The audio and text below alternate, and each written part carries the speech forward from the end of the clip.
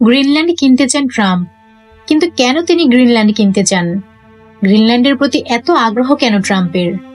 প্রাক্তন প্রেসিডেন্ট টুরম্যানের প্রশাসন গ্রিনল্যান্ড দ্বীপটি কিনতে ডেনমার্ককে $10 কোটি দেওয়ার প্রস্তাব দেওয়ার পরেও কেন ডেনমার্ক প্রস্তাবে রাজি হলো না?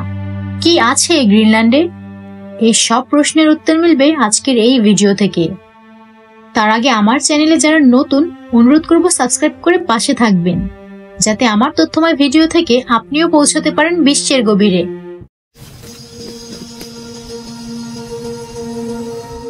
বিস্তারিত আলোচনায় যাওয়ার আগে গ্রিনল্যান্ড সম্পর্কে সংক্ষেপে কিছু ধারণা দেই। গ্রিনল্যান্ড হলো বিশ্বের সর্ববৃহৎ দ্বীপ। গ্রিনল্যান্ডের মালিকানা ডেনমার্কের। ইতিহাস অনুযায়ী এরিক দ্য রেড গ্রিনল্যান্ডের নামকরণ করেন। জনসংখ্যা 56,000-এর কিছু বেশি। ডেনমার্কের একসময় উপনিবেশ এই দ্বীপ এখন দেশটির স্বায়ত্তশাসিত অঞ্চল। এটির ভূরাজনৈতিক অবস্থান অনন্য। দ্বীপটি ভৌগোলিকভাবে উত্তর আমেরিকা মহাদেশে অবস্থিত আর রাজনৈতিকভাবে ইউরোপের অর্থাৎ ডেনমার্কের শাসনাধীন। গ্রিনল্যান্ডের রাজধানী নুক। শহরটি যত না ডেনমার্কের রাজধানী কোপেনহেগেনের কাছে, তার চেয়ে বেশি যুক্তরাষ্ট্রের নিউ ইয়র্কের নিকটে। গ্রিনল্যান্ডে 17টি শহর রয়েছে, 500 জনেরও বেশি বাসিন্দার বসতি। দেশের শহুরে জনসংখ্যার প্রায় 1/3 সহ নুক হল বৃহত্তম শহর এবং রাজধানী। এবার আসা যাক মূল আলোচনায়। ট্রাম্প কেন গ্রিনল্যান্ড কিনতে চায়? এর আগে বলে রাখি, গ্রিনল্যান্ড কেনার ধারণা প্রকাশকারী প্রেসিডেন্ট হিসেবে ট্রাম্পই কিন্তু প্রথম নন। তার আগে প্রেসিডেন্ট অ্যান্ড্রু জনসন 1867 সালে যখন আলাস্কা কেনেন, তখন গ্রিনল্যান্ড কেনার বিষয়ে বিবেচনা করেছিলেন তিনি। আবার দ্বিতীয় বিশ্বযুদ্ধ শেষে প্রেসিডেন্ট টুরম্যানের প্রশাসন দ্বীপটি কিনতে ডেনমার্ককে $10 কোটি দেওয়ার প্রস্তাব দিয়েছিলেন। এসব ধারণা বা প্রস্তাবের কোনোটি সাফল্যের মুখ দেখেনি। সব প্রস্তাবই প্রত্যাখ্যান করে ডেনমার্ক। তবে 1951 সালে প্রতিরক্ষা চুক্তির অধীন গ্রিনল্যান্ডের উত্তর পশ্চিমে একটি বিমান ঘাঁটি গড়তে সক্ষম হয় যুক্তরাষ্ট্র। এই ঘাঁটি বর্তমানে পিটুফিক স্পেস বেস নামে পরিচিত।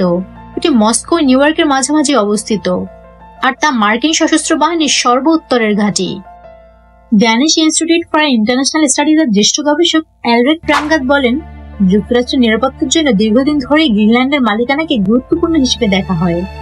প্রাঙ্গাত সিএনএনকে আরো বলেন, গ্রিনল্যান্ডের নিয়ন্ত্রণে বৈরী মনোভাবাপন্ন কোনো বৃহৎ শক্তির হাতে না যাওয়ার বিষয়টি নিশ্চিত করতে চায় যুক্তরাষ্ট্র।